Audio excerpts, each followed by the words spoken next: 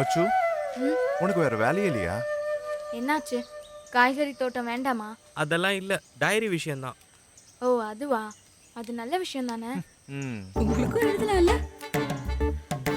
எது எழுதினாலும் தீர்வு கிடைக்குமா?